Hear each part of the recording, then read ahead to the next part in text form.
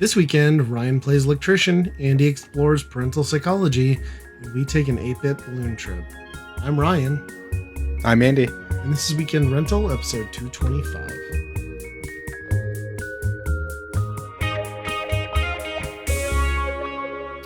All right. Welcome back, everyone. And Andy, happy Mario Day. It finally happened. We did a podcast on Mario Day. It only took 8.5 years. So. Stars have aligned. And like I always, think when we started this, it wasn't Mario Day. There was it didn't Mario exist. And as always, every year I forget that it is Mario Day. And somebody who is a non-gamer reminds me that it's Mario Day. And I'm like, thank you. It's weird that you know that and I don't. But yeah. Did you catch the little blurb on the final trailer, like direct thing with the Mario Day tie-in? A little bit. I saw some of the movie thing, right? Yeah. Was it was that today reviews. I think it was yesterday or the day before it came out. So yeah. The trailer didn't show anything else that like I wasn't expecting, I guess. Like I'm gonna go see the thing regardless, of course, but I mean I liked the first movie, but I didn't love it compared to like some other video game adaptations, so I have like tempered expectations for this. Well, the interesting thing is that they jumped straight to Galaxy, right? Right. So they got all that stuff right away. But then in the meantime, this latest trailer has a lot of Mario 2 stuff in it. And Yoshi stuff, like Yoshi's Island stuff, you know what I mean? Yeah. Yeah. So it's really spreading itself quite a bit in one movie, I would say. I did see that Donald Glover is officially like the voice of Yoshi, so I'm like really hoping at some point he like pulls out like a gun and just yells, "This is America," like in the middle of that film. I don't think it's gonna happen, but I'd love to see it. Yeah. Huh. Yeah. I still am like scratching my head too on like I know that we're working on a property that was a video game adapted to movie, but like I want the full inception of Mario the movie, the game. Like I want it to come full circle, and they haven't satisfied yet. So, well, they have to get that Bob Hoskins, estate to play ball, I guess. But yeah, that's true. It's I don't know. The oh, go ahead. The fact that they're doing this, like the whole galaxies, and they're talking about a whole bunch of different worlds, makes you wonder: is this just going to go into Nintendo universe? Right. It's a licensing fiasco that bleeds into Nintendo universe. I think you're probably onto something there. It's like if we tie all these into the major motion picture, then everyone will know everybody knows what they are already. Like, let's be real, you know what I mean? Yep. Yeah. But then does the next movie say, we found a new world to Hyrule, and now Mario's in Hyrule or something like that? Let's hope not. I guess that is our next movie though, right? Is the Zelda adaptation. So yeah, so far, like, I mean, I liked the movie direct. It's kind of the same thing they did the last go around. I'm really waiting though for like better. I want better for Mario's 40th, and I don't know if we're going to get that. It seems like maybe some sales, and that's about it. But it'd be cool if, like, what happened to the days of like doing like Dr. Luigi and like stuff like that for like the year of Luigi? And Nintendo just doesn't do the fan service shit anymore. No, I mean the last thing I can remember was them just doing the like re-release of Mario, 64 Galaxy or whatever that thing was, and that was whatever, right? Right. I think on their 25th they did a kind of like a ROM dump onto the Wii. Remember that? Yes, that is right. Yeah, that was back when before they switched to the My Nintendo thing. It was still was it still I don't know if it was My Nintendo, maybe it was, but it was before they had the new system. Because you used to get to like redeem your codes and then give your feedback, and I wrote them a scathing like, fuck you. Like, I bought this CD and you put like, it's basically empty. You gave me nothing and repackaged me games that you didn't even change the controller prompts from the SNES ROM. Like, I just ripped them a new asshole, which is probably like, we don't need this. Like, people don't need to be reading this. You know what I mean? So, yeah. maybe I ruined it for everybody. Yeah, they really. I mean, that whole period, where they were locking away rewards by user surveys. Yeah. It really, it really made them think about where they were going as a country, as a company, and really changed things Yeah. up. And just It probably didn't help that I probably had like at least 5 to 10 reviews where I would like get a code from a game I bought at a pawn shop for like $1, and they're like, "Why did you buy this game?" I'm like, "It was 99 cents at a pawn shop." You know what I mean? Just like flat out, like it was so cheap I had to buy it. So, yeah, but nobody redeemed those codes because back then, who was going to do the effort? You know. yep. So, yeah, I want something. I want something very special for the 40th. I'm really hoping they give it to us by the end of the year, but we'll see. I don't have high hopes at this point. It seems like if they were gonna throw something out there, it would have probably started by now. I guess the fiscal Yeah. year starts in April, so maybe, but we'll see. I mean, we're obviously not going to get like a big mainline thing or anything like No. that. It seems like because they would be ahead of schedule on that. But And they've already screwed up the Mario collections with like the 3D All Stars and like all the remasters of the Galaxy Yeah. 1 and 2, and yeah. It's weird, like the only collection I feel like they did right and did service to was like that Kirby collection on the Switch. Or not the Switch, the Wii. That one was we, like yeah, proper, like museum, well curated, all the oddball entries, and Mario just can't seem to get the same love, but they also probably know that Mario sells, or he has historically, so yeah, and they're just not going to bundle everything up, right? When Right. they can. I mean, it's the same reason Pokemon whatever isn't on the Switch Online stuff because Yes. they could just sell it. yes, which we're gonna get to. You put one on your list, and I like kind of raged about it. We'll get into that later. I was just gonna kick things off with some fun news I had around my house, right? So, for listeners who are probably glad we're past the moving home improvement phase of this podcast that Andy and I put us through for the last several months. Other than there's a curtain behind me that anybody can see. It's fine. You don't need a door. People use curtains all the time. So I think I don't know if I mentioned it on camera, but I definitely mentioned it to you. Where my range went out at my house, like probably somewhere around the holidays, and like I was just like, whatever. I'll get to that when I get to it. Like we're mostly like a pressure cooker, air fryer family, like, and I've got a single burner countertop thing, so like it hasn't been a huge deal. And we're finally like, well, Easter's coming up. We're having people come over. It'd be nice to have an oven. So let's go buy one. I was like, but before we go buy one, let me just see if there's something I can do, because our oven's maybe like a $600 oven. It's something like special. So it's like, I've got a bunch of rebates from Menards, but I pull it out and then immediately realize the problem. So the previous owner attached the 240 volt cable to the back of the oven. There's like the bus bar you attach everything to, and a normal person would screw those on incredibly tight to make sure that you had a good fitting, right? These people did not. They're like 1/8 of an inch wiggle room. That's fine for tons of electricity. And then, so I'm looking at it and immediately realize that the positive end of this cable is complete. It has gotten so hot, I assume because it arced, that it melted through. And that is like, what do you suppose that is? Like almost 1/4 inch thickness of that cable. So it's Yeah, that stuff's thick. Yeah. completely melted through, melted the bus bar that it attaches to connect the connection points of the oven, and has heat welded the whole contraption together. So like the end that I have coming down from the positive, there's like 2 nuts on each side, and they are heat welded on there. Like you can't screw them off. Gosh. They've melted away from the bus bar. And I was like, well, that's a problem. And I can see that. And then I realized also they bypassed the fucking ground. They put the ground back up in on itself, so it wasn't even grounded. And I'm like, holy shit. So then like immediately I Google it, and they're like, well, yeah, extreme fire hazard, but also doing it that way can electrify your whole unit. So in theory, I could have like in grabbing my oven to pull it out to look at it, have just bend the ground and like run 240 volts through my body and Yep. died. So I was like, that's awesome.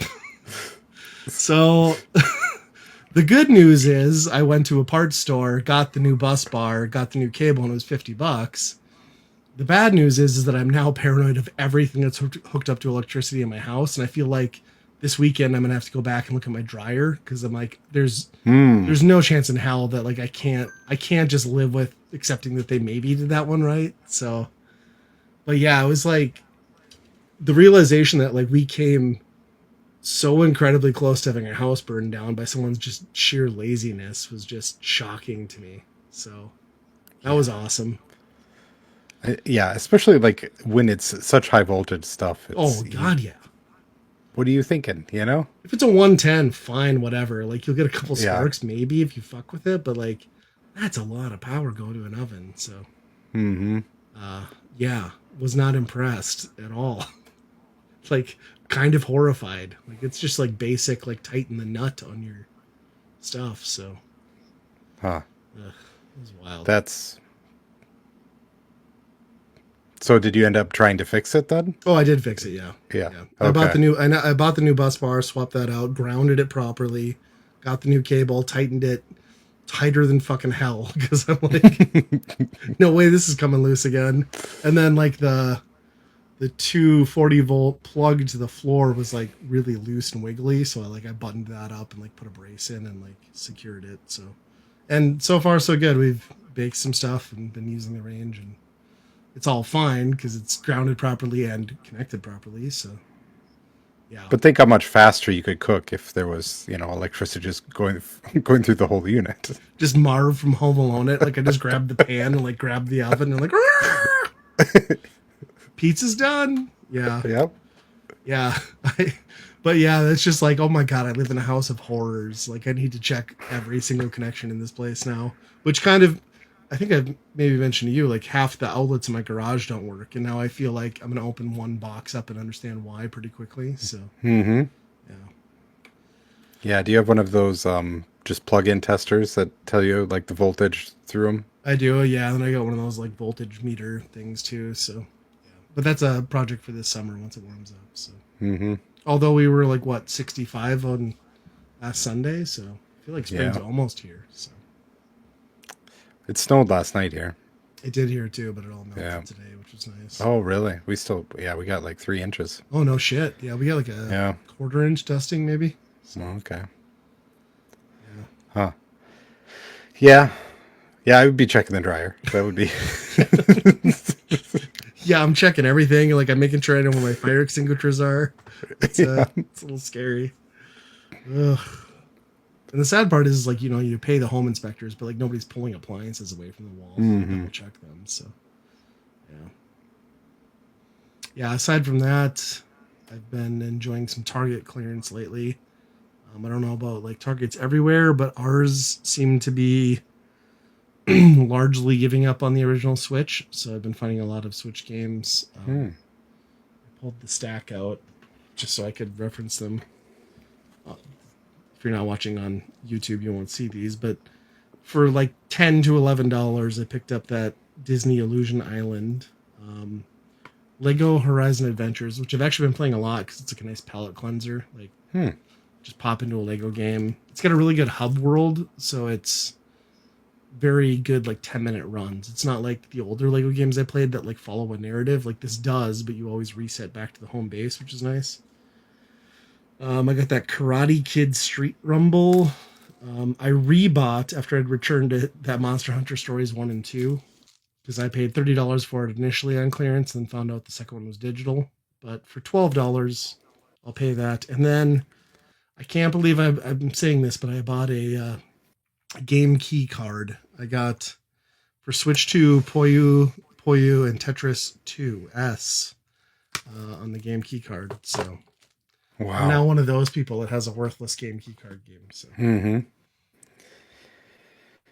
Well, that's pretty incredible stack there. I mean, yeah, I mean, I feel like Target barely carries games and they rarely clearance them anymore. So I've been hmm. having fun finding them. I think like every time we go, I find like one or two. So I've just been building them up. So I wonder if they're going to like reduce the case then for the Switch stuff because I don't think there's enough Switch 2 stuff that they could get rid of all the Right. Switch stuff. Yeah, they'll probably pull that out and put something else because they could, like, with this little PlayStation and Xbox stuff they have, it could all just be one aisle, which is probably what Yeah. you're going to gravitate to. And then that end cap thing with like your 2 or 3 new releases. So It's wild to me that I mean, they've downgraded all that stuff, but yet, I mean, they have that back wall all the time of like the geeky collectible stuff. And that nobody it's like, does buys. anybody buy any of this stuff? No, you go in there like twice a year and like 90% of it's clearanced out, like hard. But like I've never seen Yeah. anyone walk up or grab any of the collectible figures. Like who's going to who's going to Target to buy NECA figures for like $35? You know what I mean? Like, Yeah. I don't get it. I look at it because I think it's neat, but I'm also not the target market. So Right. And you're one of the closest ones that would buy it. yeah, Really. yeah, I mean, yeah. I even and if went you're to not doing it. Walmart the other week and they had the Sega figures marked down to $2 a piece. The Street Fighter or not Street Fighter, Streets of Rage. Um, that one. What's the wolf one? Altered Beast. Altered Beast and I from Monkey Ball, and they were $2 each. And I even left those on the shelf for $2 each. It's like I got nowhere to put them. Like these are great, but I gotta leave them. So Yeah. Yeah. That's it's just weird. I mean the Xbox stuff has been gone out of Target for a while now, but even the PlayStation stuff is slowly getting down to one bin thing. And a third of that is sports titles. Like it's perpetually Yeah. sports titles. You know what I mean? So yeah, it's very much a digital era. And I was actually reading an article about how the Switch 2 is like kind of in danger with like the obviously we know about like the RAM shortages, but I didn't realize that even like that extended to like those micro SD XD cards. Like the cost on those has gone up like 40%. It's like, well, if you got this console that has like shit memory, but now you're telling me I'm gonna have to pay $100 for 256 gigabyte or more, like that's insane. Like, I don't know. And that kind of, I mean, that's when you know most of the games are game key cards now too, where it's still the download. That's Right. rough. Right.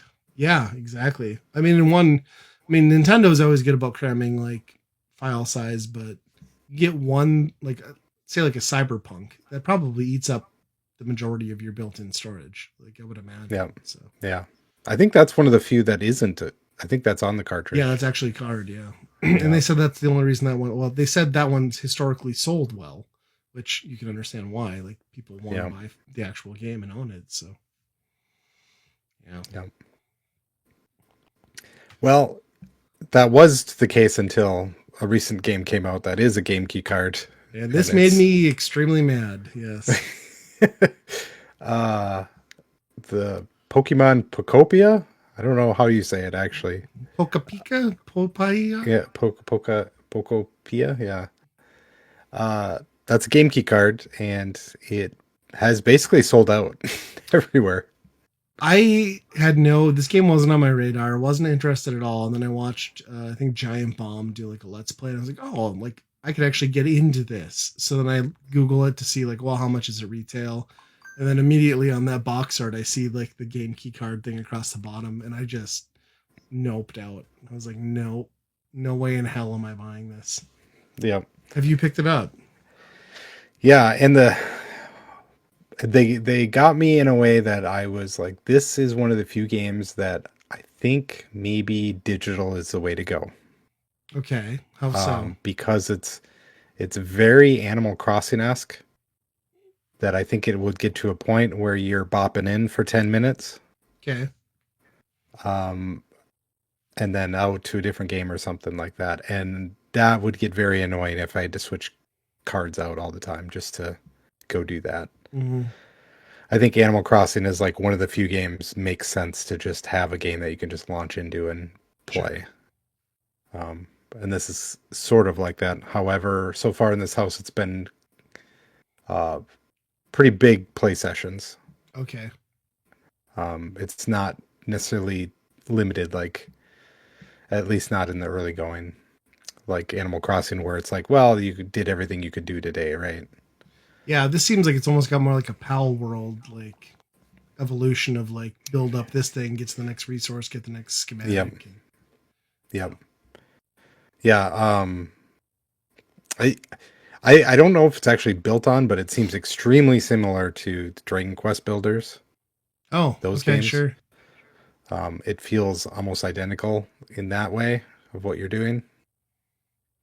Um, but of course, it's got the added flavor of Pokemon, right? And yeah, the interesting thing about this that is tracking down like the habitats. So that's how you get the Pokemon is you craft or build a subsection, a small amount of combination of different things in your habitat, right?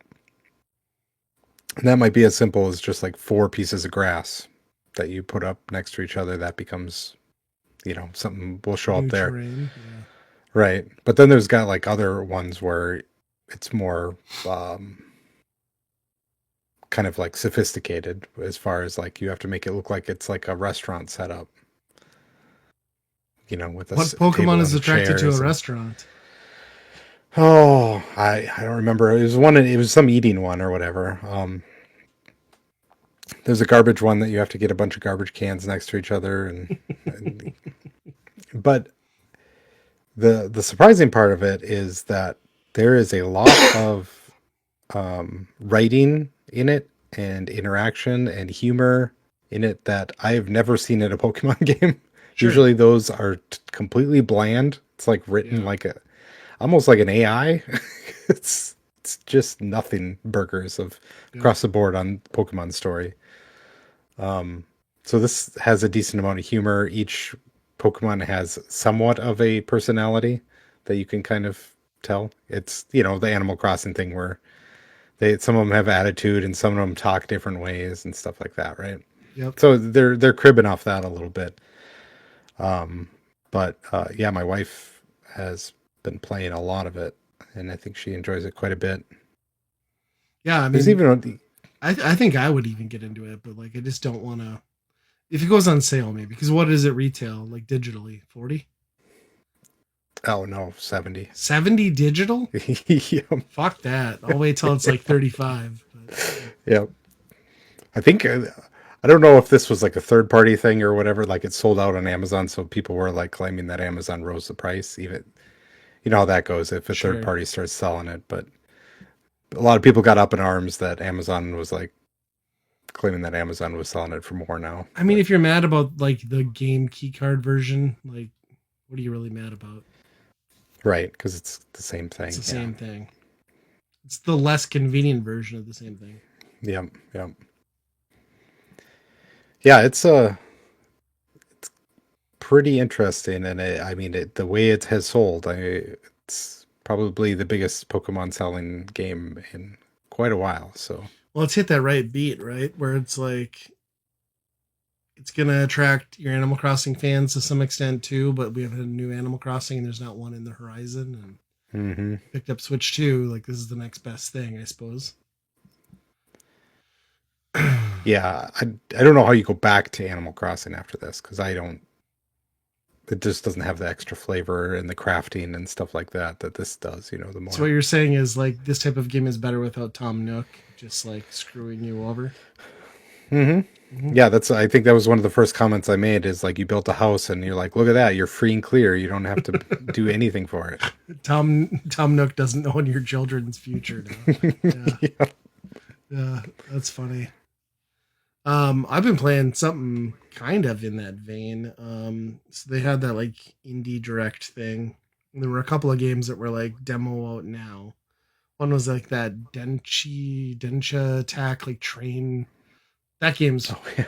off. Like I hated the demo. But Oh really? yeah, I did not like it at all. It's not what it's more of like a line runner with like some Tony Hawk controls, but it's not for me. Hmm. But the one that I did gravitate to is that Outbound one, which is basically like a van life simulator slash builder. So I downloaded that demo and played through it completely. It's probably like 3 to 4 hours. Very reminiscent of Firewatch, like in its approach and like art style. So I felt like, okay, I'm back in the Firewatch world, but then I also have these crafting abilities. It also seems to be very like eco focused. Like you fuel your rig on like biofuels, like you pick up trash in the wilderness and recycle it, and like you build solar panels and stuff. But it doesn't have any like the, at least in the demo, none of the harsh mechanics of like a crafting open world survival game. Like, yes, you need to eat, but water's not a factor. There's no like, there is some injury factor, but it's easy to overcome. It's just kind of like a really good, cozy, sit down, like, let me check over the next hill sort of game. Very slow paced and a lot of fun. Like, I actually really liked it. It's pretty janky. Like, you can tell it's like a small indie game. But I'll probably end up opting for the full version depending on what the price is, because I really had a good time with it. You're just kind of like that ever driving like quest of like unlocking the map and like getting the next resource. And then once I unlocked the last thing in the demo, which was like the rooftop rack, it like doubles your living space. It's like, oh, now I can pop this thing up and I can build a house on top of my van. Like, Oh, yep. so that was pretty cool. And I enjoyed that. And then you unlock some, it's interesting because like a lot of the survival elements that you'd see in like other games are like locked to your mobile like vehicle of choice. So it's like, well, you can have farm plots and grow food, but like you have X amount of space and like you have to put them in your rig, and like you have to put your sawmill in your rig. So it's like very much a fight against the constraints, which is kind of an interesting challenge, or probably will get more interesting as long as you go. But so far, really enjoyed that one. I feel like I have played this somewhere. Has it been out for a while in early Maybe. access or something? It could, Because be. yeah, I It do wouldn't surprise remember me if like it was Steam. the constant like moving things around in your van of like you would build a certain thing. You're like, oh, now I need to get a cook pot or something like that, Yeah. and then I have to switch it around and somewhere else, right? Yep. Yeah, it's I don't know it's why I neat. fell off of it, but yeah, I don't know that, like again, like I think it'll all be dependent on what like the full retail price is for me, but so far for like, just one of those kind of games that you can like pop into for an hour and accomplish a couple things and move on. It's kind of fun. Huh. Even if it was a little up Yeah. its own ass with like the green energy thing, but yeah. this is America. We don't like green energy. It kills whales. So yeah. Yeah. Definitely got my demos worth out of it for sure. The other news, well, actually, this isn't even on my. I did add it late, but I just saw a video game trailer before we recorded the podcast, and I had to click on it because I was like, that can't be what I think it is. But have you seen the Steam game called Become? No, never heard of it. So you know how we like those type of like easy, like let's go on an epic adventure, like Keeper or Journey or Brothers. You ever wanted to play that as Jizz and impregnate an egg? Oh, That's wow. what this is. If you've ever wanted to be a seaman in a walking adventure game, they've done it. Apparently. Well, if you want to make it to the egg, I wouldn't be walking. Is that half the game is fighting off everybody, all the other ones, or no? Yeah, it looked like it from the trailer. I clicked on it. I was like, this can't be. Please tell me this is a weird looking tadpole. This is not what I think it is. But no, it is what I think it is. And yeah, you're a little guy fighting his way to the egg, and somebody made that. So, Huh. Mm-hmm. And I don't know if it's the full story, but they hinted at you being deposited in a sock, which seems problematic for getting to the egg. Oh, so there's I don't know what you get to. I don't know what happens between the sock and the egg thing. Doesn't seem like they go together, but yeah. Maybe there's different levels. Yeah, Like maybe. It just seems like a premise that didn't really need to be it's a picked run up in this based type of game. Yeah. Oh my god. A roguelike seaman game. Yes. Yeah. Yeah, you you get better material each time, so your chance of increases each time, right? Silk socks these time. It's easier to slide off onto the bed and we'll go right up. Yeah. Uh, but I did want to talk about the Evercade and their Super Pocket, which is like the Evercade's like slimlined Game Boy version. Because I think last week they announced that Super Pocket Rare Edition is coming out, which is interesting.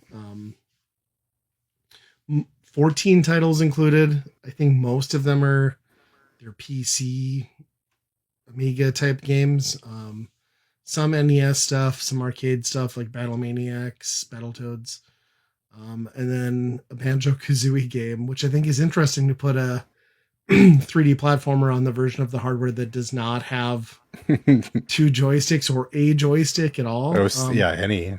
I know like the Evercade did just launch, or they are launching a dual stick controller finally, but that is not theoretically compatible with this version. So they said it's been optimized to use the D-pad controls, but I don't know. I think like the Banjo Kazooie is like the big seller, right? And like selling that on that version of the hardware seems like a misstep, but Yeah. Hmm. That's weird that that they landed something. I mean, obviously Microsoft owns them, right. so it's not just a Capcom or a Data East collection. Like, Yeah. Yeah, Microsoft normally. have to get in the conversation. Yeah. I mean, So that's pretty interesting. yeah, and I think there's like enough there of like quality games to like justify, because obviously you can use the cartridges too, so like the library expands.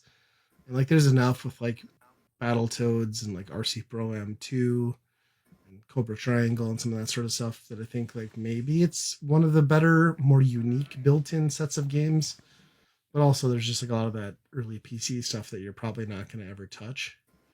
And I would Yeah. imagine Banjo Kazooie is going to be like deeply flawed. So Yeah, I mean, in a world of, rare replay is already a yeah, thing, right? And that's got even more stuff in it that you're probably looking for.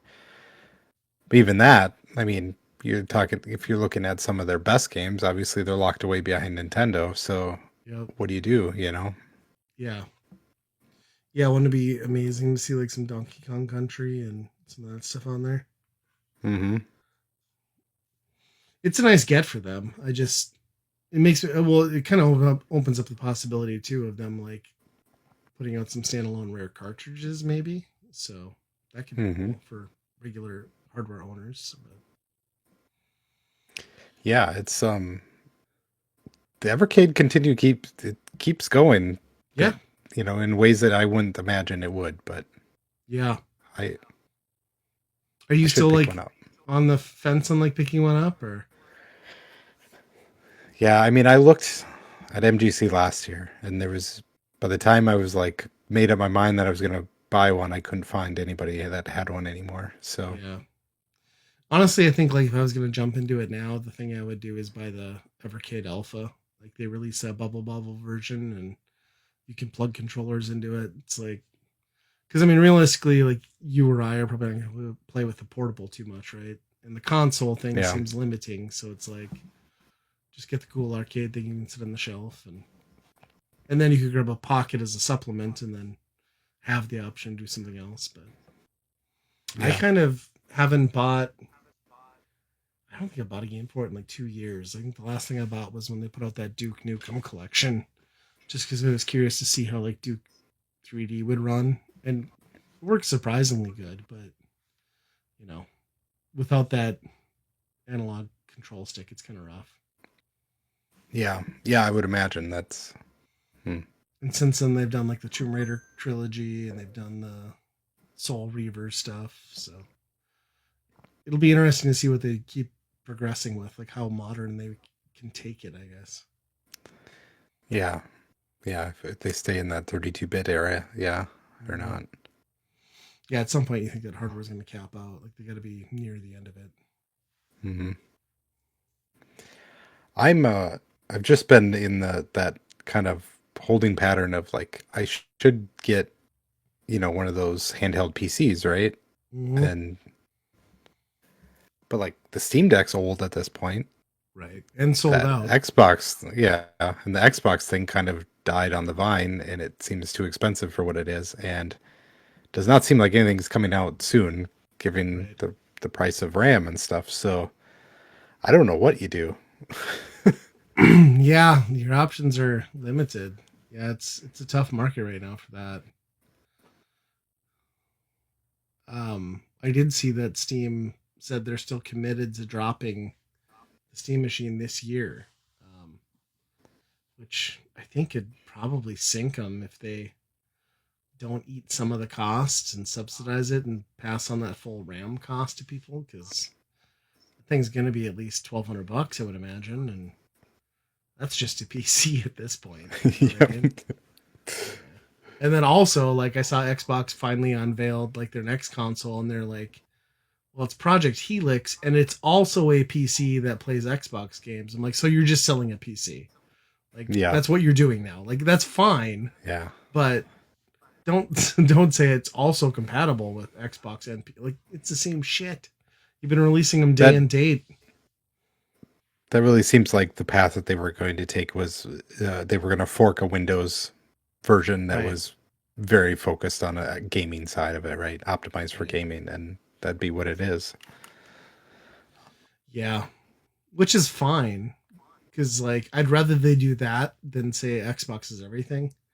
You know what I mean? Because like PC is going to be everything, right? Like, let's get away from the this is an Xbox stuff and just. But I can't imagine what the cost of that then is going to land at. Like you're for sure going to have $1,000 plus console when it comes out Hmm. if you plan to be relevant with the current gen. You know what I mean? Or even, yeah, even just what we have right now. If you're going to build that new a console, it's $1,000 at least. Yeah, and it just doesn't seem like there's that big of an upgrade, right? Like as far as like what you get out of something, it just does the returns are just so minuscule. Right.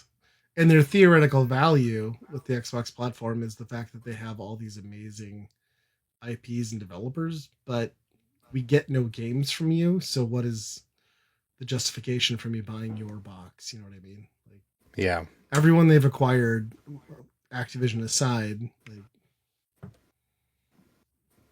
there's been really nothing from Bethesda. There's been I can't think of a significant first party Xbox game. I mean, Halo's dead, Gears is dead. What do they yeah. got? Everything that they've tried. I mean, even the big stuff that had. I mean, Starfield was a huge thing, What but was that it? bombed. Yeah. But it bombed. You know, it was not what they thought it was going to be. I don't know. They're making another Gears, but I don't think that's gonna. Yeah. I And mean, you look at like top 10 games or top 20 games charts and it's still like the same 7 games from the last 20 years, right? Like it's still Fortnite. It's yeah. still like I don't I don't know what that looks like for a new console like to justify the cost of it. So Or what even do? I mean, even a new Bungie game just came out, you know, and mhm. it does not seem. I mean, it's I popular, mean, but it does not seem like it's the yes. next coming of anything, It right? seems critically well received. I see a lot of ads for it. It does not make me want to play it, and I don't think it's pulling kids away from Fortnite. You know what I mean? Like, and Yeah, that's yeah. just like my kid's not been like, "Have you seen Marathon?" But he did come up to me and be like, "I want Arc Raiders." You know what I mean? But Hmm. Marathon's not on his radar, so yeah, we're in like such a weird gaming landscape of like this younger generation not giving a shit about like new IPs. You know what I mean? Right. They would rather just be on Roblox or something, you know. Or go back to It's, Minecraft for the 100th time, and mm-hmm. yeah, It's all my kids still do every time. yeah. Xbox is Minecraft, you know. Yeah, I swear So every time I like open the door to talk to my kid, he's playing some dumb Roblox game with his friends. I'm like, you have a PS5 for Roblox? What are we doing here? He was trying to convince me to buy Siege Ultimate Deluxe Digital Bundle or whatever. I'm like, dude, it says Siege is free to play. Like, download it and play it. He's like, no, but I want the extra. I'm like, no, you don't need the extra stuff. Like, just play the free thing. You get that that's like a 12-year-old or more game at this point, right? Yeah. which could shut off. I mean, it's still popular, I think, It but is like weirdly popular. Like talk about a yeah. game that like found its niche like 5 years into its life, Mm-hmm. and then has just continued to persist. It's still not the game for me, but just like Marathon, I would love to play Marathon, but I know it's not the game for me. Like Yeah. I love Bungie shooting mechanics. They feel so good, but even like with what they did with Destiny 2, as much as I loved like my initial 50-hour playthroughs of those, like that end game is it's not calling me back. Yeah, once you saw what live service a Bungie game would be, I'm Yeah. like, no, And that's the no, first thing I thank you. read too on Marathon was like, you know how like Destiny doesn't tell you shit? Like it's kind of the same. I'm like, okay, well then I don't need I don't need to go to a wiki or have someone explain to me like how to get into this stat and like yeah. If they could somehow like figure out that narrative piece in an intuitive way that like wasn't so obtuse, like I think they'd be on to something because nobody's matched their level of like gameplay and polish, Hmm. but at the same time, like if it requires a text manual to like try and understand, like that's not fun either. Or maybe it is for some people, just not for me. So It'll be interesting because if Marathon does end up like not hitting targets, I think live service games in general, the whole industry's done. that could be the end of Bungie too. In all honesty, Oh you know what I yeah, mean? Like it's yeah, barely hanging on. I feel like so. Yeah, yeah, they're gonna have a tough one because like Arc Raiders seems to have drawn a lot of people in hmm relatively the same window in very similar play style. So, and there's Escape from Duck Cove. You know, that's oh a yeah, huge all hit. the industry leaders. I mean, Fortnite even raised prices now, right? Did they really? Yeah, the V-Bucks are cost more now Of course they did. because it's a It's the war physical on good. But Iran, right? Like that's what yeah, drove it up. yeah. The oil prices going up really fucked us. Yeah, I mean, you got to wonder like how long does a Fortnite hang on? You know, I mean, it's been what a decade now, and Hmm. it's maintained relevance, which is crazy. But yeah, I think next gen has got to like. It doesn't even have to like visually wow, but like the way game design is going and like live services, like it's gotta somebody's got to there's got to be somebody out there with a fresh idea to like really shake things up, but I don't know what that is. I just know it feels like we're stuck in like a live service or remake phase for the last decade, and I'm kind of getting tired of it. Yeah, my thought is it's probably something along the lines of like Little Big Planet or those type of games, but it dynamically makes the stuff Are you suggesting in AI? Is this what you're yes, suggesting? in an algorithm. Oh Yes. no. You've become that's the thing that's killing our RAM situation. You can't support that, Andy. Yeah. Well, it's probably Xbox, right? Dude, could you imagine like that creepy connectables game from like the 360 era if you paired that with AI where like this weird sentient cat like or like a seaman that like actually learned using that would be so wild. I'm not suggesting anyone do that. Like let's forget that idea with like the camera motion sensor games, Oh, but like that could be the you got the ultimate. furry community so excited in a matter of 1 minute, and then Just you like completely shut them down. my AI girlfriend. It's like convincing her to like get breast enlargements and Yeah. yeah. Oof. Weirdly, you have to get a Connect though. I'm sure they're in bargain bins somewhere, right? Oh god. That's sadly there's probably like that's in development somewhere at like Pornhub, I'm sure. So Oh yeah, yeah. It's where the real money is getting made here. um Evangelion, Oh my tell me about gosh. that. So you've probably heard of Neon Genesis Evangelion. It's a Yeah. staple anime from the 90s. Yep. I, for whatever reason, have never seen it. I saw all the other formative ones kind of around that era, and that one just never really never really got into my inbox on it, but I changed that when I saw it was on Netflix. I saw Decided to that watch too, it, actually.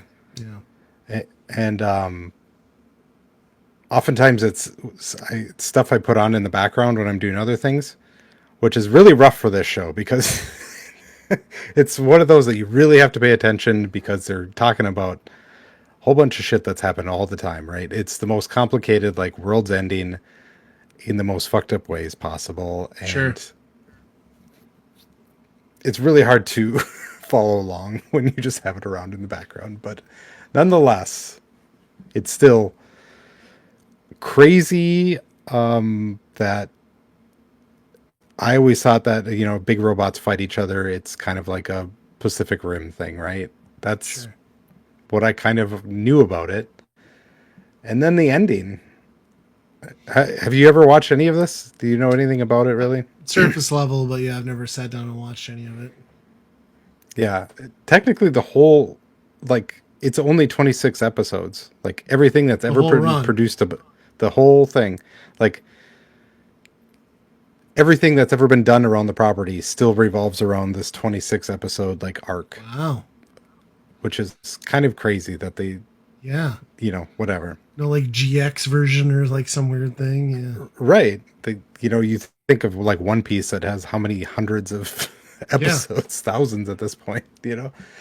But no, it's mostly it turns into these three main characters who have just the worst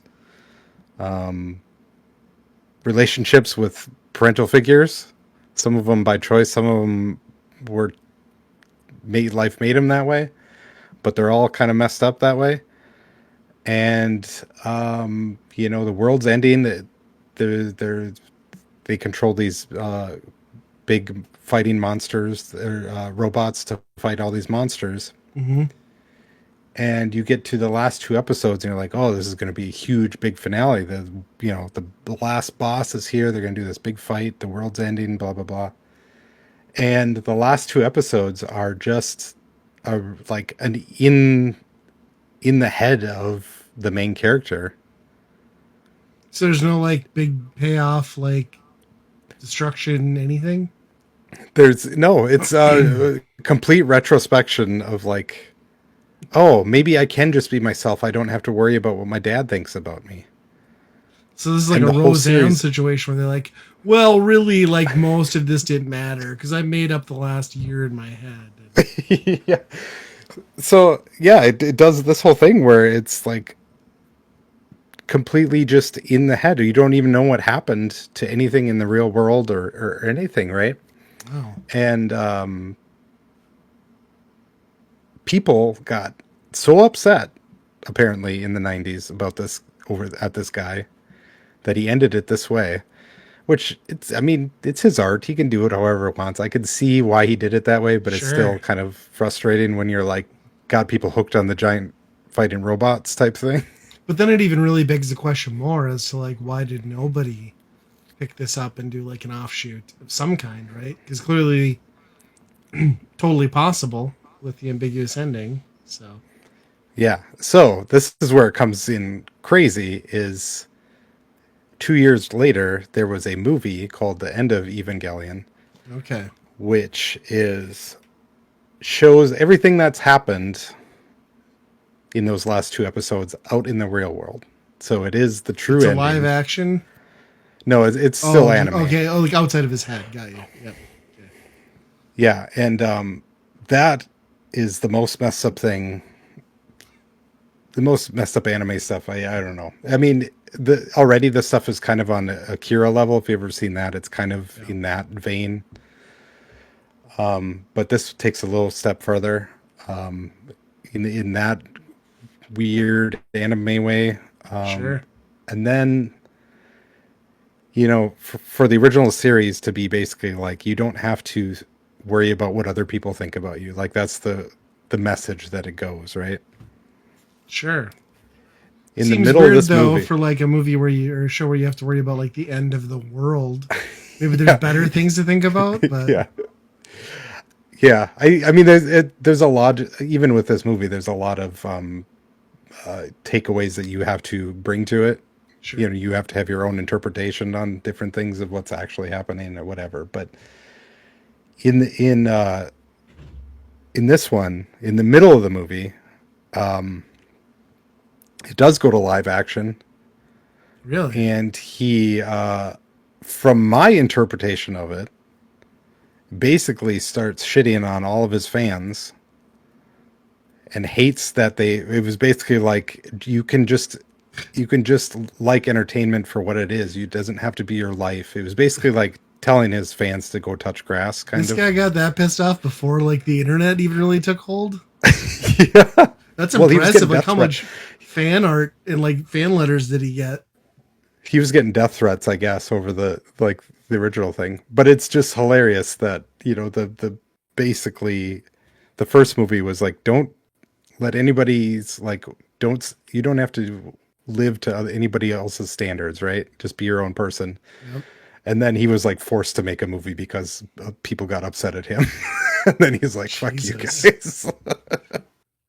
I mean, I applaud his dedication to that, but wow, that's crazy. Yeah, I actually, now that you mention it, I saw it did get added to Netflix recently because it had a big banner ad for it and everything. So yeah, I'm Yeah. gonna have to check it out if I know it's a limited run like that. Are the movies then on Netflix as well? Yeah. Yeah. Okay. They I think there's another movie. I didn't watch that one. I don't know what that's supposed to be. And then they've rebooted it into more of a PG-13 version of it, which is I don't know much about that either. But yeah, Sure. it's kind of crazy. Like there's video games, like there's all this media around this thing, right? This property, and it's still only like this one thing. It would be like one movie, you know. It's Yeah, like Jurassic Park was one movie and it was still as popular as it is, right? it's kind of crazy. Yeah, I like that you touched on the One Piece thing too, because I saw that One Piece season 2 is coming out, and like, man, is Netflix pushing that? Like, I've seen even like Mm-hmm. end caps of toys and stuff in stores, which the first one kind of came out and dropped, and like we both liked it, but like I don't feel like it had this kind of like marketing behind it. But man, they really want people to watch this season 2. So Yeah, I did. For me, I didn't really feel like it took off any better than the Cowboy Bebop one, but obviously it right, must have. and I liked them both about the same. I mean, One Piece I think was done better, but I still enjoyed Cowboy Bebop Mm-hmm. for what it was. So maybe they're thinking like give this one a fighting chance instead of just do the usual Netflix drop and hope somebody gives a shit. So Yeah. and One Piece is like, No. yeah, everybody who casually knows anime knows that one, right? Yeah. Dragon Ball Z and One Piece and Naruto, you should hopefully know those things. So All of which are crazy long and have way too much to watch, you know? yes, So it's kind of nice that this is like a season of a TV show that kind of recaps. It goes through things quick and be like yeah, the quick hits of like the story. And yeah. yeah, gets off to the fun parts without too much exposition. Mm-hmm. Let's see. Oh, my last one. I watched Cold Storage. Have you heard of this? I don't think so. So I don't know if it's like a Prime thing or an Apple. I don't know. I watched it on um, Plex. I think it didn't come to theaters; only was in streaming. But this is a sort of like a zombie apocalypse movie based on like a fungus is the cause behind it, starring Joe Keery from Stranger Things and that Chicago song that I can't stand. But basically, like the premise is like pieces of NASA space station like fell down and like one of them landed in Australia and that survived and like mutated this like fungus that turns people into essentially zombies. Gets quarantined, put in a military cold storage facility. Flash forward 20 years and that cold storage facility gets sold off at a government auction and is turned into a self storage residential thing, right? You can imagine what happens. Pretty good movie. I like the premise. I liked the visuals and like the quirky humor. Very, very poorly edited. This thing is like an hour and 40 minutes and it should be like an hour and 20-minute movie. And my my biggest problem is that like the government super agent who is like gonna solve this problem with Joe Keery, like the street guy who's just like running the lock, self storage place, is played by a Liam Neeson. And having just watched that Naked Mm, Gun movie, it's impossible to read how you were supposed to take him in this movie. And they don't quite hammer in like obviously there's some comedy, but they don't quite hammer in like how much of it is supposed to be like haha funny or how much of it is your brain interpreting this is Liam Neeson from Naked Gun. So yeah. like really like my wife and I were both like, yeah, I didn't know how to read that. Like it was really weird. So it's cool to see him in it. I think like it reminds me a lot of like that what's that one horror movie where there's like the slugs on the cover? I forget. It's kind of a similar situation with like an alien asteroid thing. Premise is incredibly similar, but aside from the pacing, I'd say it's a pretty decent movie. I wouldn't like wholeheartedly recommend it, but like if you're into like dumb, campy horror, it does a pretty good job. Like, Hmm. and like there's some pretty good like gross out scenes in it too. They don't really like. I would say the one thing they don't really explain well is like they didn't box in well enough like how the fungus reacts and like what like because like there's some reanimation stuff that happens which they don't explain at all. Obviously like Mm. possessing a living host makes sense, but yeah, pretty entertaining. There's like a scene in there where like the boyfriend's infected and they've already like set the premise for like how the fungus rewires your brain to like suit its needs to like further its progression. And the boyfriend's like, "Hey baby, come over here. I just want to throw up in your mouth." She's like, "What?" Gross. So it's like the Oh, zombie just like obsessed with like puking in someone's mouth. It's pretty great. Yeah, again, no idea where that's streaming on, but if you happen to come across it, it's all right. hmm. Are we onto that now that Stranger Things is done? I mean, are we onto like all those guys getting movie things? Maybe, I mean, they have kind of in the past, and they haven't really took off, right? right? Well, and he's not like leading man material. Like he's fine in this movie, but like he's not like I don't know. This was like necessarily a role he that he fit super well. I mean, he was fine in it, but yeah, it'll be interesting to see. I think obviously some of that cast will do better than the others, but yeah, I'd imagine I we're going to just be inundated over the next 5 years of like half-assed projects, right? right, yeah. I saw that the Treasure of Foggy Mountain movie the other day, Who's in and that that one? um the nerd the oh what's his name in Stranger Things, the Gatton Mazzarato or whatever. Oh, the guy with the like the shorter one with like the teeth thing. Yeah, Yeah, yeah. yeah, he's in that movie at the end. He's like the special guest of the thing at the Oh, end of that movie. Yeah. nice. Yeah. Well, I mean, we'll all be just like entranced with Stranger Things again once that like animated thing comes out in like another month, Yeah. right? Like Stranger Things 85 or whatever the fuck it's gonna be called. Hmm. But should move on to staff picks. Yeah. I'll maybe go first because mine's not as interesting. Just a quick side note, but I watched that Shia LaBeouf Channel 5 interview. Did you catch that? Oh no, I didn't know there was one. Okay. I highly recommend people check that out. It is like slightly over an hour. He's interviewing Shia down in New Orleans. The guy Was this is before or after? he's very What's it? strong. This is after the incidents. He's still clearly dependent on something. Like it's a gold mine of an interview, but like, dude, if I was Andrew, I would have been like terrified. Like, I mean, he gets up and like paces around and like punches a wall at one point, and like the guy is clearly just out of his mind on something or just needs mental help. It is wild. And like he'll it's like the typical like dependent personality where like he just like flip flops tone completely like mid conversation and stuff. And it's just, he'll be like deep in thought and he's like, oh, a ladybug on the floor. And like just loses it and is like playing with the Oh ladybug. And wow. yeah. So if you're gonna watch anything from Channel 5, I'd give that one a click because Huh. I was completely captivated by like the circus that I was watching. And I think he might be in Yeah. jail now, so I'm not sure. Yeah, I think something happened with that. He clearly was not in a good space. I'll just say that. What are they going to do with the Transformers franchise now? Wahlberg's got it. He's still got it. How about your pick? You've got one I'm excited about here. Or that Even Stevens reboot, I guess. I this was a game that recently came to Xbox and Switch, I guess. I think also Okay. at the same time. But it's called Mini Shoot Adventures, and it is a twin stick shooter. You're a little spaceship that travels around in a screen by screen Zelda like. Yes. It is very And much to me like the bit I played. Zelda meets Smash TV is how it feels, I would say. mm-hmm, yeah.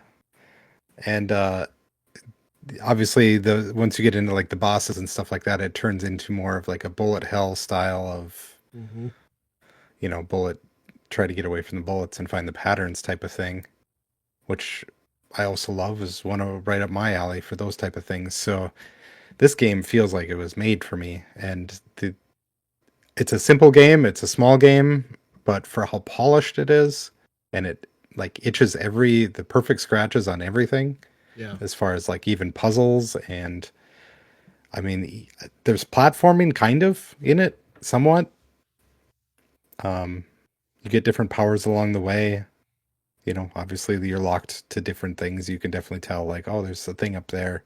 You got to wait for the power. There's a little Metroidvania-ness to it.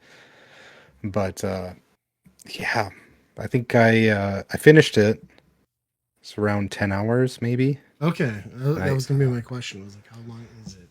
Because I only got about an hour and a half into it. Yeah, and I got everything, I think. Okay. So Um, completionist there's might have taken you a little longer. yeah, yeah. There's kind of a thing at the end. There's a fake end, and then there's a real end, and then after that, there's like a kind of a Yeah. boss rush, I think you could do, which I don't know if I'm that engaged to do that. Yeah. But I just liked even like the early nods because like clearly when you drop into it, you're like, oh, this is aping on Zelda. Like even like the early nods of like the room that you enter to get your first power up, like your first weapon. It's like this is just the same room as the old man with the sword, except he's not here and I'm grabbing a shoot beam. You know what I mean? Like yeah, it's so cool to see. yeah, It and it is a it's little difficult though, right? Like it doesn't play games, which I guess Zelda didn't either. Like mhm, if you didn't play smart, you were gonna die. So yeah, feels good. yeah, and there's oftentimes you'll come into rooms where it'll lock you up and it's a battle arena type thing, Hmm. and those are fun to figure out the best way to clear them out and stuff like that. Yeah. And it's not too punishing if you die either. You just Right. end up right where you Checkpoints aren't last too far away. checkpoint. Yeah. And there's enough like puzzly stuff in it where you can kind of like you can see an unlock about something, and then you can kind of map it in your mind of like where that would be to get to that type of thing. And oftentimes you're rewarded in like trying to figure that out. It's usually a hidden area, but you have the spatial awareness, spatial clues to figure out where it's at most of the time to Yeah. figure it out. Yeah, it's I in my little playthrough so far, like I've been very pleased with it because like yeah, if you're a fan of shoot 'em ups, Smash TV plus Zelda, like it's just like such a nice mix of like retro elements and like the art style is super clean and cool. Yeah, I really liked it. It's interesting to Yeah, be in and like that dynamic and like playing as a spaceship. You know what I mean? It feels so weird, yeah, yeah, especially ones that can't like go over water, right? Like you can't right? fly. Right? Yeah, they can fly, just not over water. It's like a hoverboard situation from Back to the Future.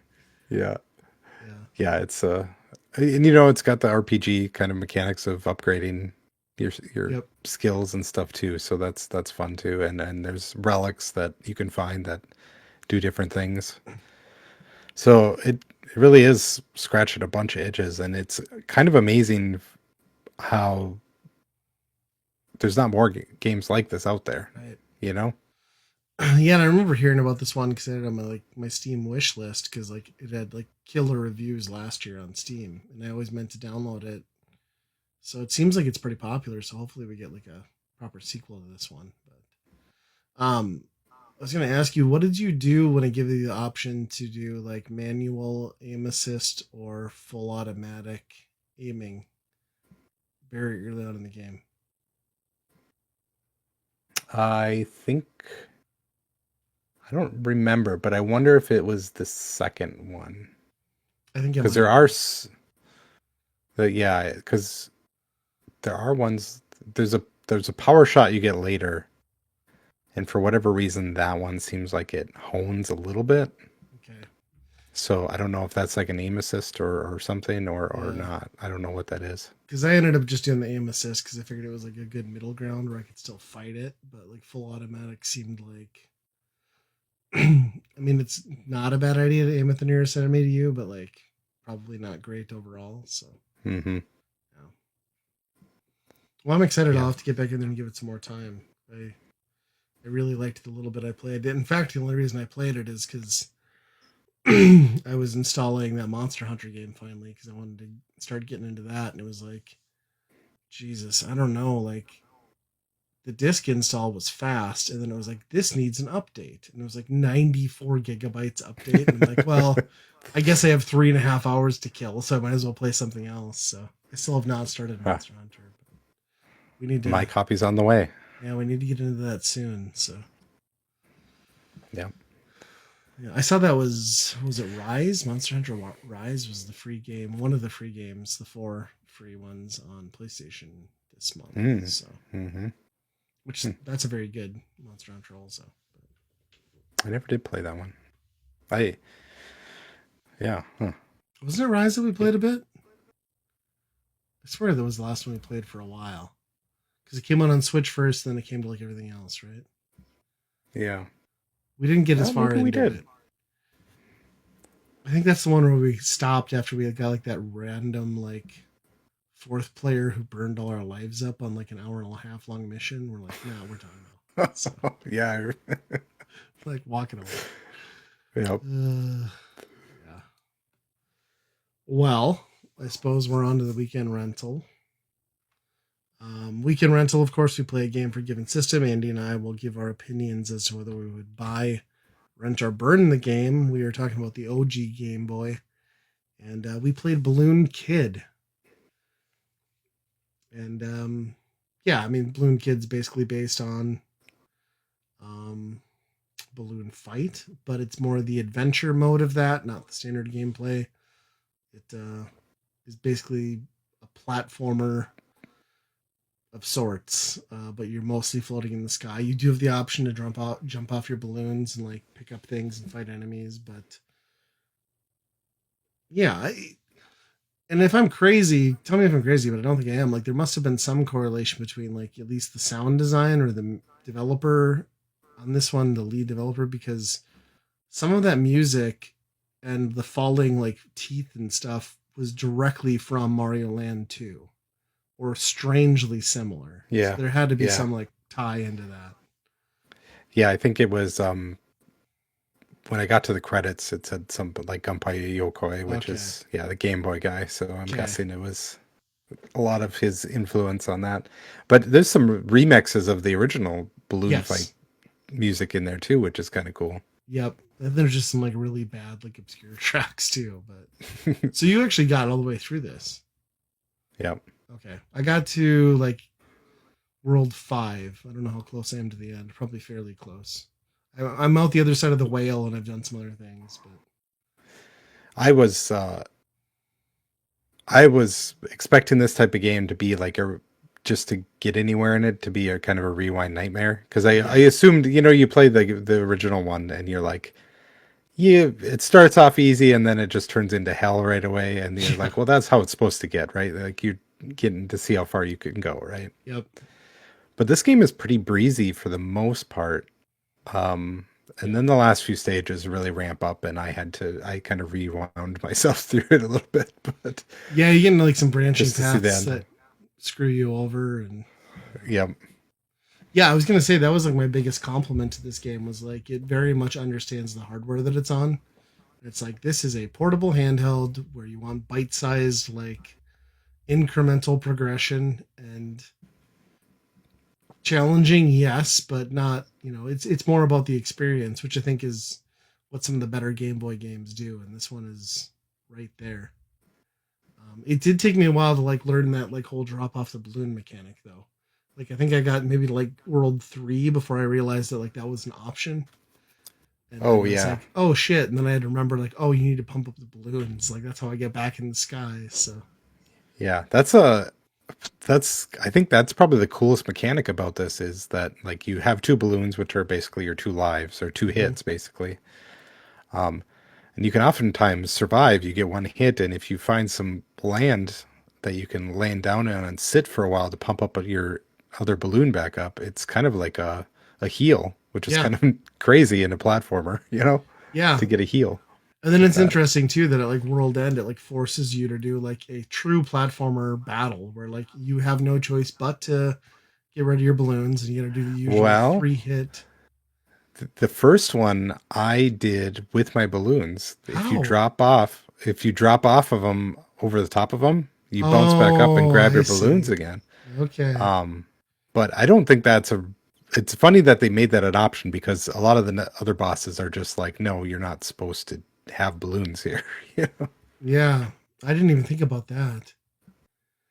It's kind of cool though. Like I like how it just like tweaks that formula a little bit and like makes it interesting. I also think it's kind of cute that most of the levels have you exiting the end door through like what is it, like a door-sized Game Boy, and your dude just like Yeah. runs through it. Um, what I'm not a fan of is also what I'm not a fan of from the original adventure mode of balloon fight, and that's those star things that like no matter how many balloons you have, just instantly fry Yeah. you. And Yeah. it sucks that it counts your balloons as part of your hitbox with that. You know what I mean? It's like, come on, at least let me pop one. You know what I mean? Yeah. That doesn't show up till later in the game, and I thought it was going to be in the clear. I'm like, oh, they probably don't. Right. I'm like, oh, they don't have them. Oh, that's probably because those are kind of like ugly Nintendo looking things, right? Yeah. And then here they show up again. Yeah, yeah, they really when they bring them back, they bring them back hard. And then those waterfalls are also a bitch too, with like the rain Hmm. clouds. I do think like it's amazing though that they like kept the same weird momentum based physics in for like controlling the character because like man, there's like such a touchy spot between like you are screaming to your death and like controlled progression. And like you really have to nail that just right, otherwise you are gonna run into anything and everything that comes at you.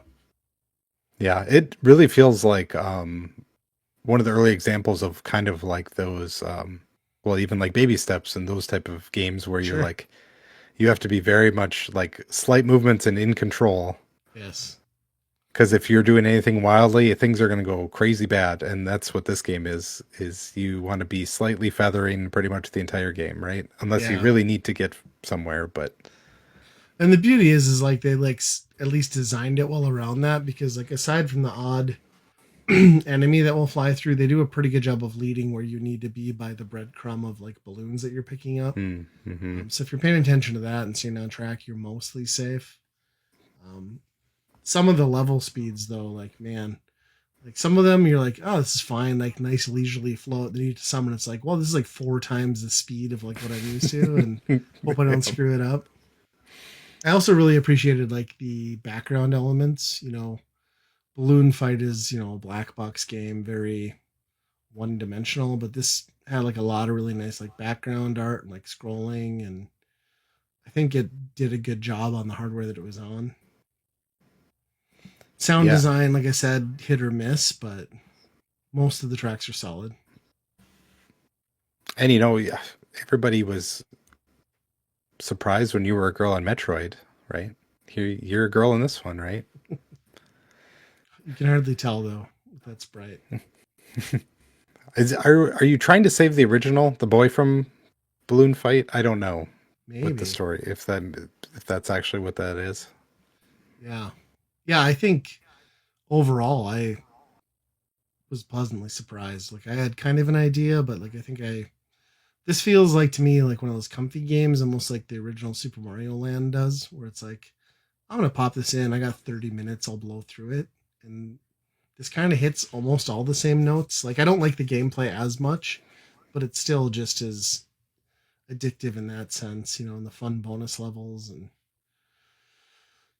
sometimes less is more in these games, and this does a good job of that. Yeah.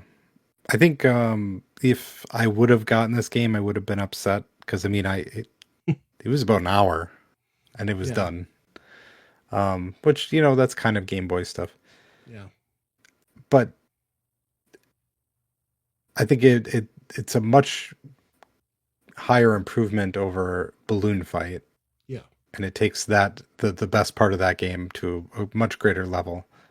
At the same time, something like Kirby is going to blow the doors off of this as a platformer, sure, right? yeah. But at that same time, like Super Mario Land is one of my favorite games in the Game Boy, and I can beat that in like 30 minutes. So it's like Yeah. if you don't have like a save state or a battery system, which this game does not, like I think an hour is a realistic.